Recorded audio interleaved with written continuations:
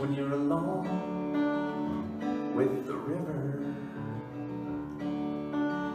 The only sound you hear is a whisper, coming soft but clear. When you're alone with the river, and the sun is sinking down, shade is on the water, and love is all around. And she's singing her song, yeah, she flows downstream, rolling into the future and a land unseen.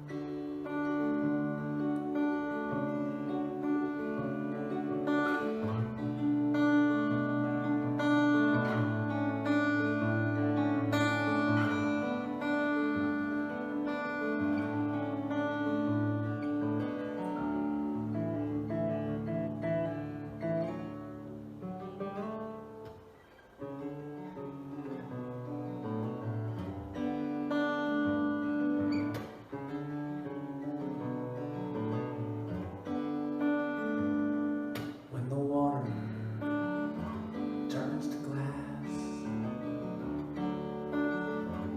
and twilight has come, and your body is so still, the many becomes one.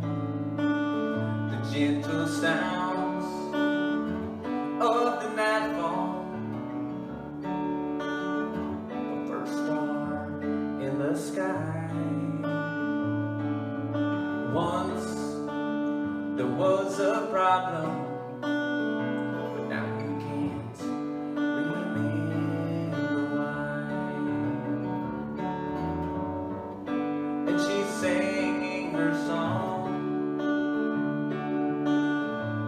as she flows downstream, rolling into the future and a land unseen.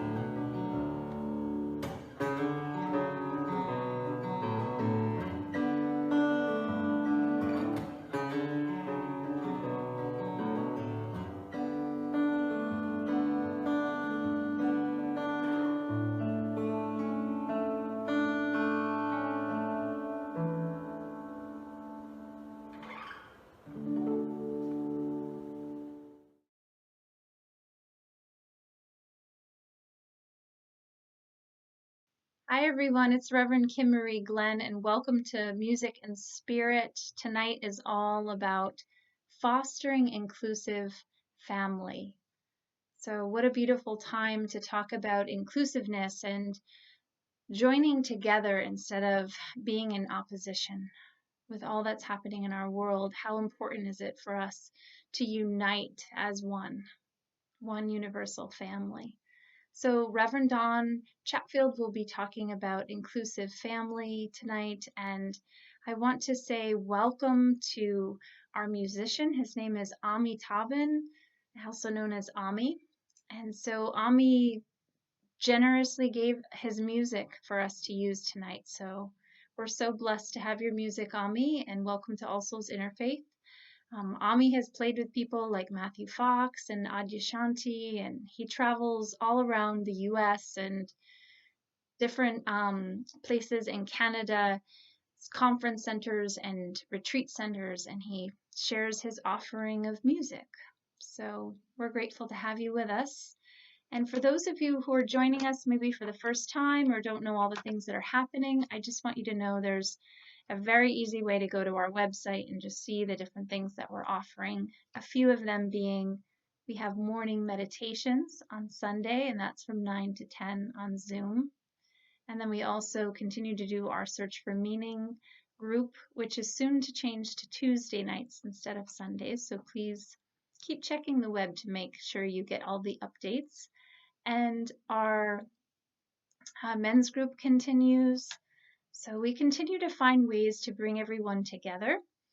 And even soon, we've been talking a lot about actually coming together person to person, actually being together at All Souls Interfaith. So if all goes to plan, which we never know, then we will be back in the building in July.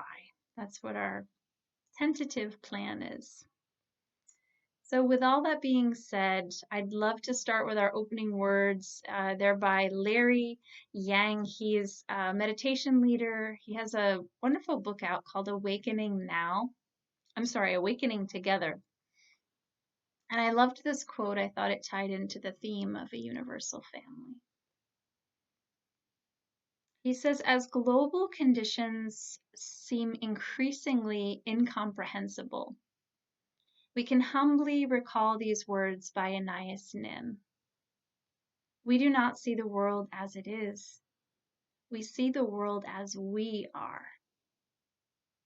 Therefore, the greater the number of we ares that we see, the more likely a compassionate response to an often unfathomable life become possible. If we only understand life through our own particular lives, we will never feel the breath of life in general, and will always be deluded in our pursuit of true awakening. It is only by practicing in a multiplicity of communities, including ones that might seem in existential opposition, that we will have the opportunity to sense that which connects us all as a universal family. From this place, we can extend collective effort with our minds and our hearts in fellowship together. So I think really that's what All Souls is all about. How do we come together through many different faiths, through many different ways of being, and how do we find value and connection and even kin with each other?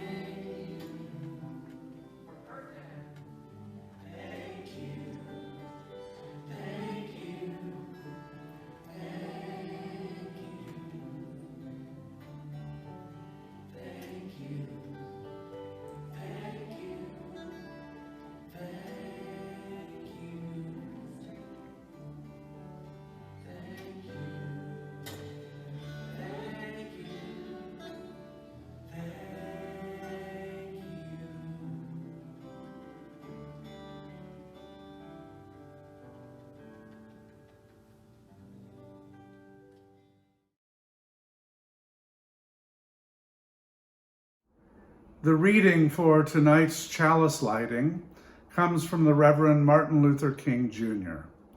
Let's listen together prayerfully as we hear his words.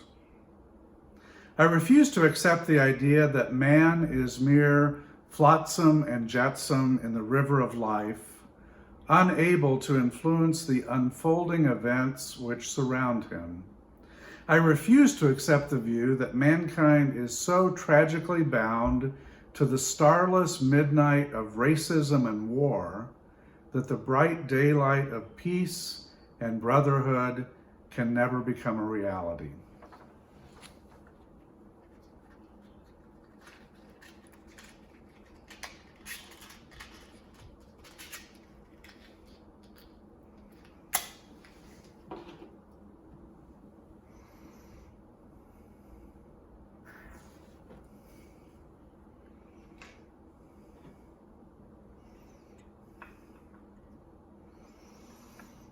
May this flame awaken us to the reality that we can awaken to peace, sisterhood, and brotherhood.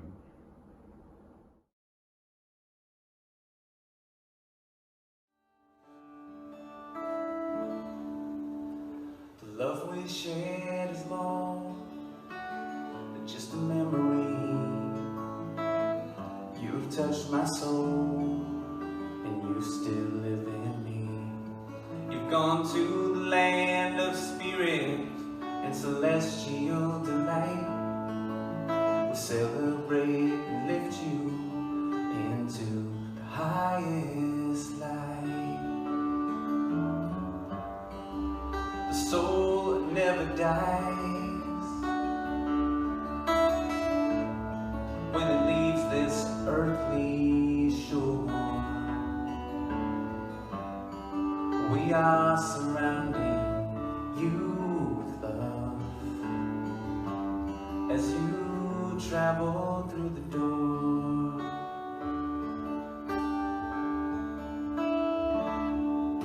You had your work to do, you had your lessons to learn, so you came down for an earthly sojourn. But when the play was over, you went on your way. You were only to visit, you did not come to stay. The soul does not die, of this I am sure. I'll see you again, my friend. What we call death is just a door. The wind is blowing through the pine trees at the top of the trail. You're soaring through those pristine places that you knew so well. Flesh became spirit, and now you are free. So I bow to the God in you that touched the God in me. The soul never dies, it lives forevermore. We'll see you again, my friend, when we travel through the door.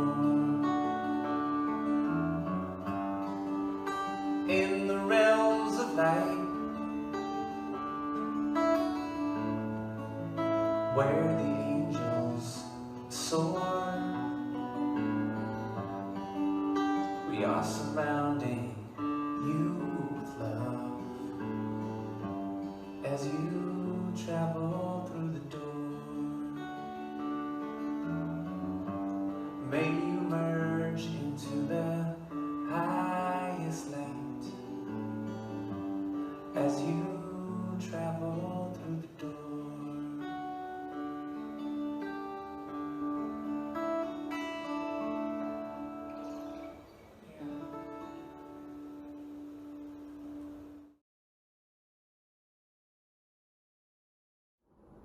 I'd like to begin this evening by offering a note of gratitude.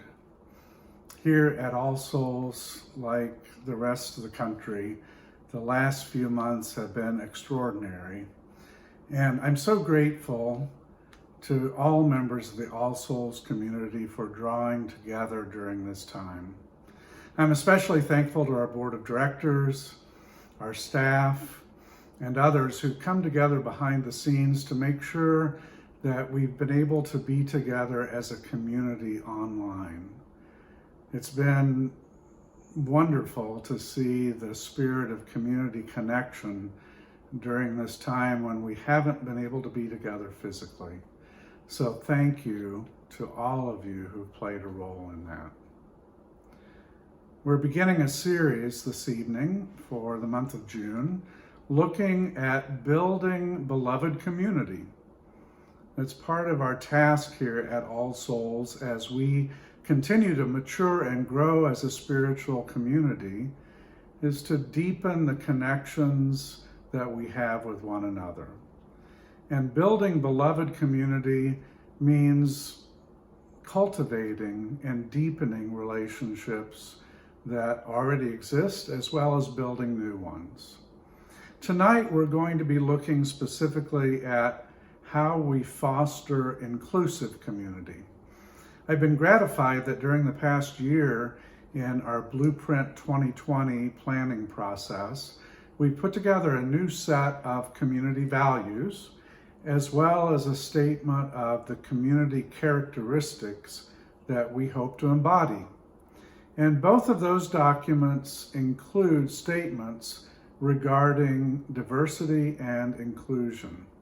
It's clear that as a community, we highly value diversity, and we want to continue building a community that includes all. So tonight we're going to think a little bit about how we do that, and we're going to set it within the national context of the debate that's going on, the dialogue that's happening about racism. I've been experiencing this week as both a time of grief about what's happened, as well as a time of hope. And it's been interesting to note that many observers who've been working on race relations for decades feel that we've reached a turning point. Many feel that what we're seeing in terms of the dialogue, the widespread nature of the protests and the demands for justice have brought us to a new point of awareness about the need to address systemic racism in the United States. So we're going to consider the question about inclusion with that as a backdrop. But I'd like to start, first of all, with the spiritual foundation that we come from as an interfaith center, and specifically to look at the perennial wisdom that teaches that diversity is an expression of the divine. Ernest Holmes was the founder of what became the Centers for Spiritual Living, and he wrote about 100 years ago these words: "Spirituality is one's recognition of the universe as a living presence of good, truth, beauty, peace, power, and love." And Holmes went on to teach that first cause, source, spirit, the creator of the universe, is expressed fully in the diversity of both matter and life. Now, if you're a bird watcher, you know about the amazing diversity of bird species. I think back to the first time I went out bird watching with someone who knew what they were doing, and we were observing waterfowl, and I was amazed to learn about all of the different kinds of ducks. Just in one day, we had a chance to see mallards and pintails and buffleheads and shovelers and blue-winged teal and cinnamon teal. The diversity was astounding. And of course, that diversity continues across the bird spectrum into the plant world and the animal kingdom as well. And we see the same rich diversity in human life, the cultures, the races, ethnic groups, rich diversity surrounding us. Thomas Aquinas, the Dominican philosopher, encouraged us to embrace this wonderful diversity as an expression of the divine. He put it this way: because the divine goodness could not be adequately expressed by one creature alone, God has produced many and diverse creatures, so what is wanting in one, in the representation of divine goodness, might be supplied by another. Thus, the whole universe together participates in the divine goodness. So this means that the diversity that we encounter out in nature and in the races and cultures of people is a broad representation of the divine. Thomas Berry, the ecological theologian, as well as scholar of the world's religions, who, by the way, is buried here in Vermont at the Thomas Berry Sanctuary, talked about the grand liturgy of the universe. And he created this image of the universe itself as a ritual and called upon us to participate fully in that dance. So this underlying spiritual principle that the divine is expressed in all life forms and in nature should cause us to embrace and to celebrate the amazing diversity of our world. But instead, unfortunately, we are often taught to be fearful of or to hate that which is different from us. Now, of course, all of the world's great wisdom traditions teach a version of the golden rule: to do to others as we would have done unto us. And this, of course, is the crux of the crisis that's currently facing our nation. Now, as I mentioned earlier, here at All Souls, we have already agreed in the development of our value statements, as well as our mission and vision, that we are working toward an equal and just society. But how do we do that work together to develop a robust, beloved community here and to truly realize that vision of a diverse and inclusive community at All Souls? Tonight, I'm going to offer some thoughts about how to move beyond becoming superficial allies to those who are less free, and how to move to a deeper level of action that brings about change. And while these comments are set in the context of racism, they really apply to becoming allies of all of the populations who are not included fully in society. So first, how do we avoid being superficial in our allyship with others? I want to give credit to sociologist Holiday Phillips, who's also a certified coach. She wrote a post this week that suggested 4 warning signs that our allyship is at a superficial level. She referred to it as a performative allyship. First, she said it's usually simple, a few words, a meme or an image, or whatever the going hashtag is. And this type of allyship doesn't engage with the complexity of the issue that we're facing. It actually refuses to engage with that. The second sign, Holiday says, is that it's almost always expressed as outrage or anger or surprise. And she makes the point that outrage and surprise is often an indicator of our privilege. That Black, Indigenous, and people of color, for them, racism is an everyday reality. It's not something that surprises them. Third, we may be engaged in a superficial type of allyship if we refuse to accept any personal responsibility for the events that we're addressing. If instead we're looking for a villain who's out there, like a corrupt police person or a heartless politician. And finally, fourth, Holiday suggests that a superficial allyship comes about when we're looking for praise, approval, or admiration because we've expressed that view. So I think it's important, if we see any of these traits in ourselves, if we've engaged in that way somehow, not to beat ourselves up over it, not to think that we're bad or racist, but to be willing to move beyond it. Because as Holiday says, systemic racism doesn't care about our Facebook posts, hashtags, and outrage. She says that people have been hashtagging Black Lives Matter for over 8 years, and young Black men are literally being killed in the street for jogging.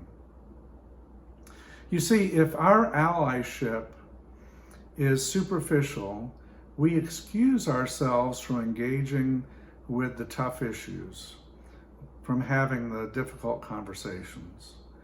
And at All Souls, that's really a part of who we are, being able to have those conversations, being honest brokers about what's happening around us. So in that spirit, I'd like to invite you to join us on Wednesday evening at 7 p.m. on Zoom. We'll be having a community discussion on racism. I'll be joined by my wife, Karen, who will be co-facilitating with me in a discussion about how at All Souls we can engage and be more effective in addressing racism. So how can we at All Souls, both as individuals and as a spiritual community, begin to build a beloved community that's addressing racism and other forces in our society that impinge on the least free? Well, again, I'm going to turn to Holiday Phillips, who suggests several specific actions that we can take. The first is with our wallets. And she suggests that this is actually the best thing that we can do to support Black, Indigenous, and people of color. I would add it also addresses working with members of the LGBTQ community and other populations that often aren't afforded the same rights as majority populations. So Holiday encourages us to think about the kind of systemic economic activity that has diverted resources away from these populations, and to look for alternatives, to look for products and services that we use regularly, and to support businesses that are owned by these populations. We can extend that beyond our borders. If you, like I, am heartbroken by the conditions that young people in foreign countries are put into to produce goods for our market, you can make decisions about shifting your buying habits and to use your money to make the world a better place. Holiday also suggests that we need to call people out in real life. She mentions that it's easy to call people out when we're behind a keyboard, but that it's more difficult when we're face to face with people we interact with on a regular basis.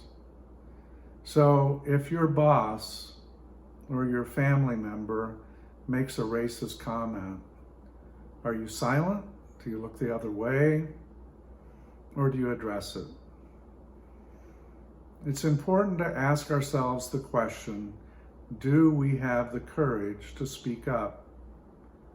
And it's okay if we don't have that courage yet, but it's important for us to recognize that fact and to work together so that we develop that ability. Holiday suggests that we inform ourselves.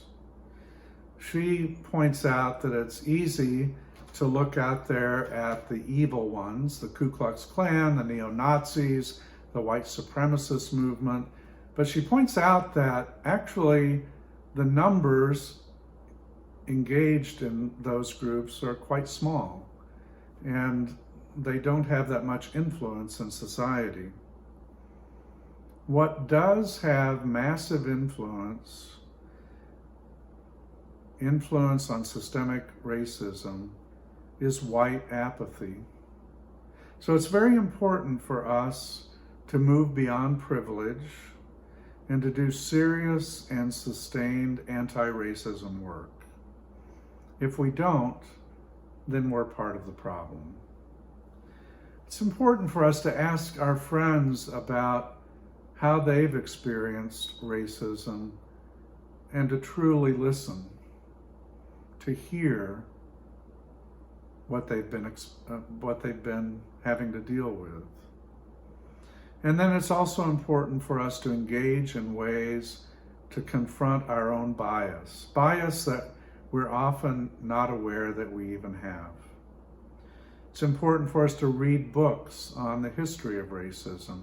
And if you attend our discussion on Wednesday night, we'll provide a resource list of good books that will help you in this area. I think one of my favorite recommendations that Holiday Phillips makes is that we do something that no one will ever know. And this is not about being secretive or clandestine. It's about engaging in work to bring about a change without our ego being involved in it, without having to take credit. So she encourages us to challenge ourselves to do things that no one will ever know about. What would that look like? It might be reaching out to an elected official. It might be making a donation to an organization that addresses racism. There are so many ways that we can be engaged in a quiet yet effective way. So part of what we need to do at All Souls is to examine where we are, to see if there's a gap between what we have said our values are, what our vision for society is, and how we're actually carrying out our lives. And together and individually, to begin closing that gap. So this is a call for us to be honest with ourselves, a call for us to be open to growing and moving beyond old ways of doing things. I think that all of these recommendations are important for us as we at All Souls begin to work together to develop an even deeper beloved community. That's my hope for All Souls, and I pray that you will join us in that effort. Many blessings for the week to come.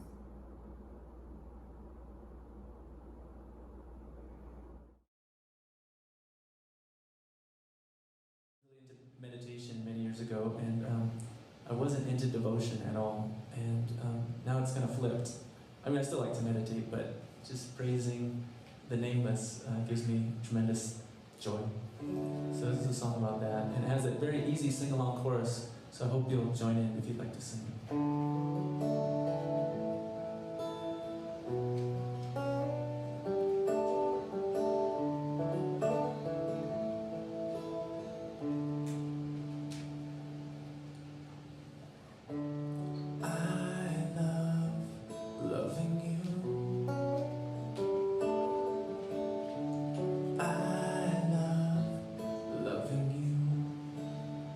You guys want to try that? Loving you. I love loving you. You are the most exquisite beauty. You are the sweetest sound.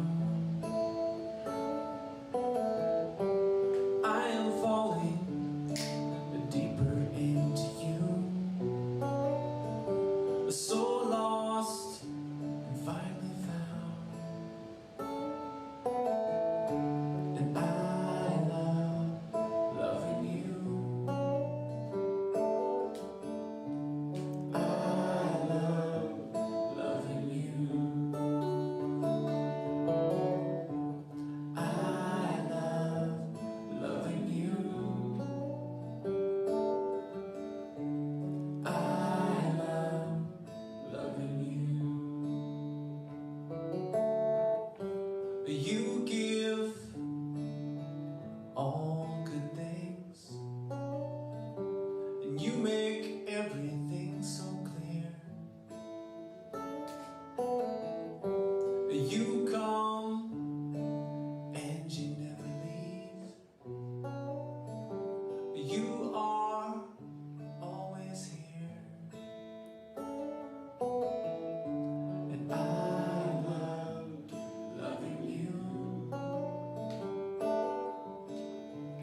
I love loving you. I love loving you. Yeah, yeah, yeah. I love loving you.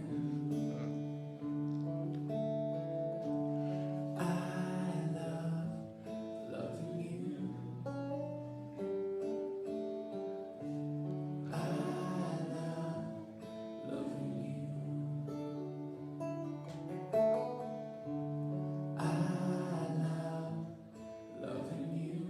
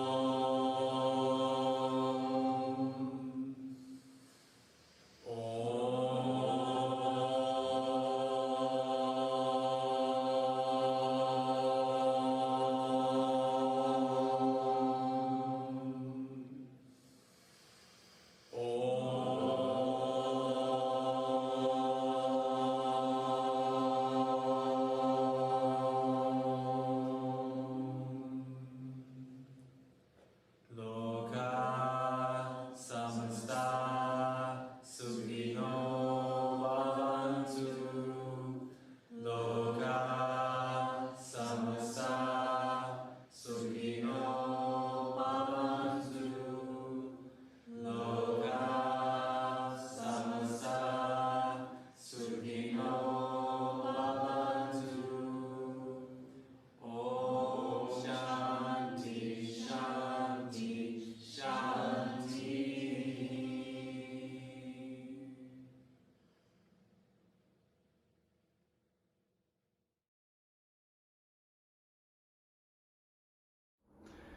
We now come to the time in our service for prayer and meditation.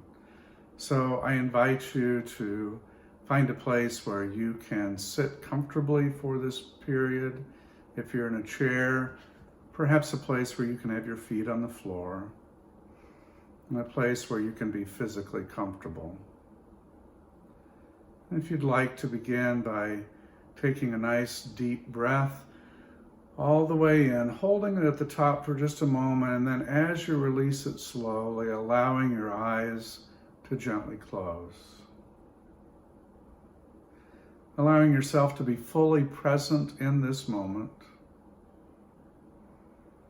releasing everything that's happened earlier in the day, letting go of any thoughts about what's to come later, and just resting here in this time and in this space.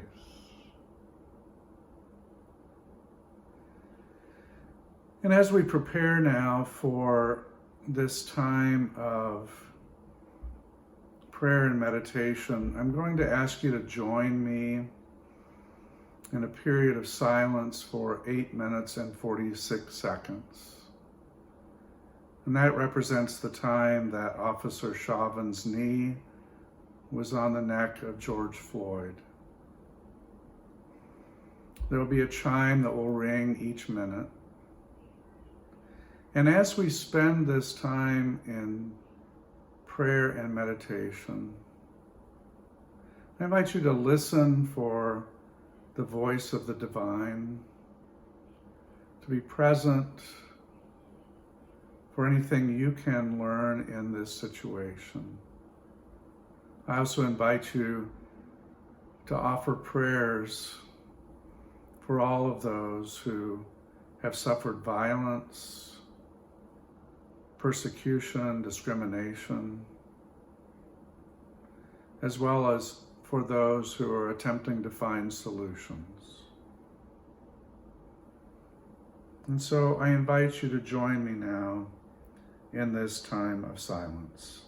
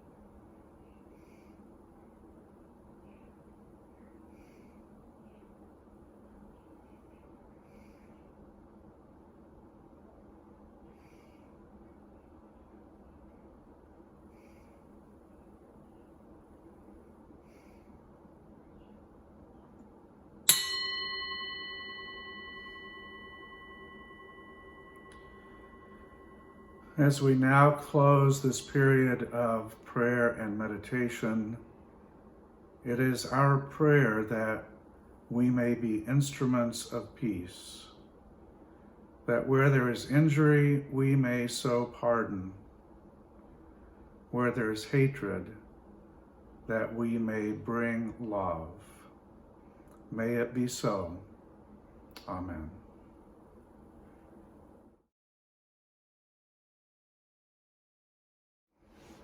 If we were meeting together, this would be the time in our service when we would pass the offering plate.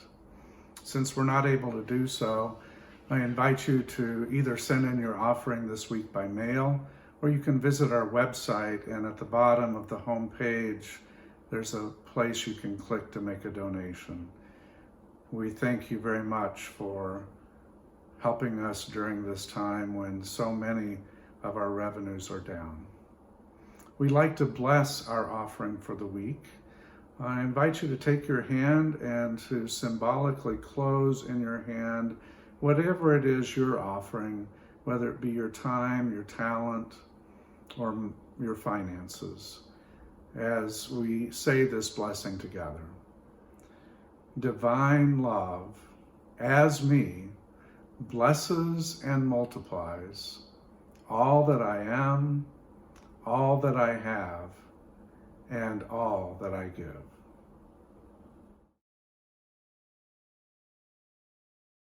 Good evening. We are happy to have joining us for our All-In Stewardship Campaign testimonial, Rex and Lal Forehand, along with their granddaughter, Kat Wright, who's visiting from Alabama. So thank you for joining us this evening, and I'd like to begin with the first question. If you would, tell us a bit about yourselves, about what first brought you to All Souls, and how long you've been attending. Okay, I'll start. Thank you, Don. We moved here from Athens, Georgia, 17 years ago. And after settling in, we began looking for a church or a place for spirituality. We were sort of on a spiritual journey at the time, so we visited several churches, and we kept seeing this sign for All Souls. So we thought, well, finally we'll see, well, what is this all about? So we decided to visit All Souls. And so we also thought, well, 5 p.m. on Sunday evening, that sounds interesting and is different in itself.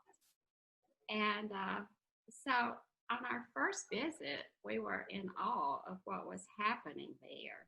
It was unique and unlike any church we had attended. And I think I've added a little bit here by saying that we have 2 grown children who live on different parts in the United States, and several grandchildren, including Kat, who's here. And we've been attending All Souls for over 15 years now. Wonderful. If you would next share with us, what is it about All Souls that resonates the most with you, and what services or programs are most important to you? Do I have an hour for that?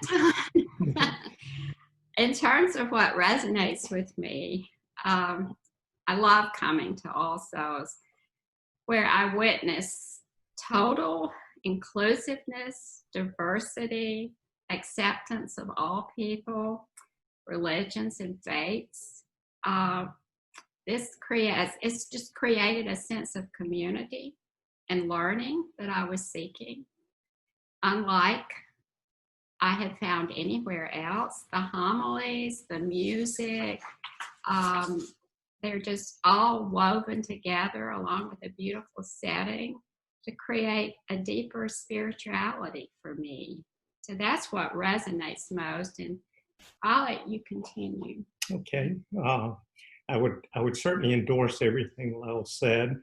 For me, I think that All Souls is really helped me see what all religions can bring to human beings and to personkind. And it's that combination of what we can do for other people, as well as seeking the divine, finding a pathway to the divine. I would also say that we've primarily attended the 5 p.m. service, as Lel said, and as All Souls continues to grow and offer new programs, we really look forward to participating in those. And I thought I would let Kat say a few words about what she enjoys when she's here visiting. So I really enjoy All Souls because every time I come up here, the services just have such a creative energy that I really feel like you can relate the homilies to many different aspects of your life rather than just one specific instance. So I feel like every time I go, whatever is spoken in the service is what I really need in my life right then, right there. And it's really easy to relate to. Wonderful. Thank you so much. And finally, if you would, tell us a little bit about why you choose to support All Souls financially, and what is your greatest hope for the impact your donations will make? Well, I'll start with this, and I really believe that organizations like All Souls cannot exist without us being willing to give both our finances and our time. I think All Souls has made a tremendous impact on a number of people, and it's imperative for all of us to give back to All Souls in order to sustain it and help it to grow. And through our finances is one major way we can do that. Well, you want to add to that? Yes, I'd like to just say that, as most everyone knows, we're beginning a new stewardship program, and All Souls is preparing a new budget for the upcoming year, which starts next month. And there's a lot planned for All Souls, a lot of programs. We have in order to achieve our mission and our vision, and to express our gratitude, we feel we want to give back to All Souls with both our finances and our time. So we are joining in and making a pledge to hope that we will enhance these programs and reach out to more and more people beyond the community. Thank you so much to all 3 of you for being here with us this evening. We appreciate what you've shared, and many thanks for your support of All Souls. Thank you, Don. We appreciate you. Thank you so much. So I have a ukulele student who is a great strummer, and I taught him a song some time ago called the Summertime Blues. And sometimes to try to get younger students excited about songs, I'll throw in a few words try to be a little more current. And at a rehearsal recently, a lesson actually, we were playing Summertime Blues, and I turned it into Coronavirus Blues, and he got really excited about it. He said, send me the lyrics to that song. And there weren't really any lyrics, so I was just kind of goofing off. But then after the lesson, I thought, well, okay, I better write out a few things to send him. So that turned into this song. Certainly this is a very serious situation. But one of the great things about working with young people is they remind me to not get too heavy about everything. So hope you enjoy this one.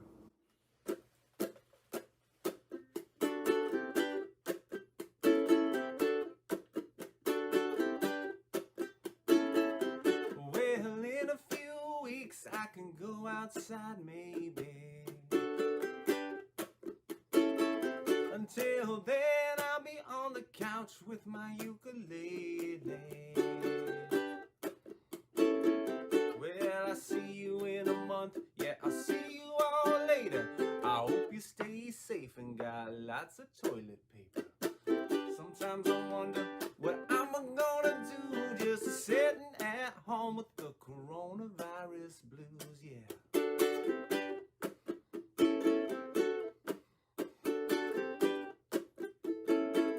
Well, I wash my hands 45 times a day. you're behind me in line, please stay 6 feet away. I've been staring at the screen with so much work to do, and nobody knows when the virus will be through. Pull out the ukulele, sing a song or two while you're sitting at home with the coronavirus blues, yeah.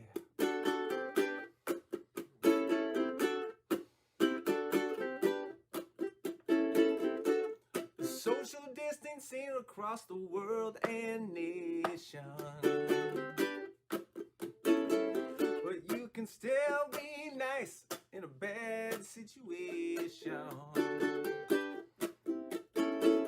Get your rubbing alcohol, your mask and gloves, but it's a small world, friend, so stay in the love.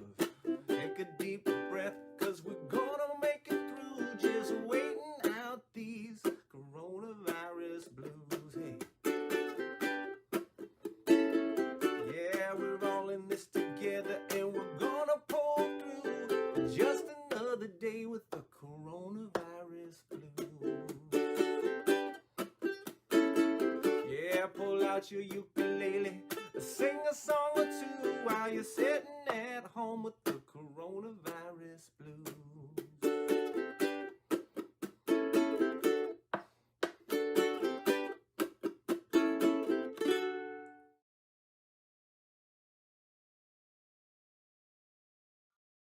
Our closing words are by Maya Angelou, and she actually spoke this poem to a group at the 50th anniversary of the founding of the United Nations. So it was a very powerful evening. I think it was back in 1995. It's a rather long poem, so I'm only going to read a couple parts, but I want to encourage people, if you like it, to look up the whole thing. It's beautiful, beautiful, and so full of so much. It's called A Brave and Startling Truth. We, the people on a small and lonely planet, traveling through casual space, past aloof stars, across the way of indifferent suns, to a destination where all signs tell us it is possible and imperative that we discover a brave and startling truth. And when we come to it, this day of peacemaking, when we release our fingers from the fists of hostility and allow the pure air to cool our palms, when we come to it, we, this people on this wayward, floating body, created on this earth, of this earth, have the power to fashion for this earth a climate where every man and every woman can live freely, without sanctimonious piety and without crippling fear. When we come to it, we must confess that we are the possible, that we are the miraculous and the true wonder of this world. That is when, and only when, we come to it. So may we continue to come to it and come together, support each other on our journeys, bring opposition together as one, find ways to connect to ourselves better and connect to others better, and support each other on this path. Not always an easy path, but I know it's possible. I hope you all have an amazing and connective week. Thank you for being with us.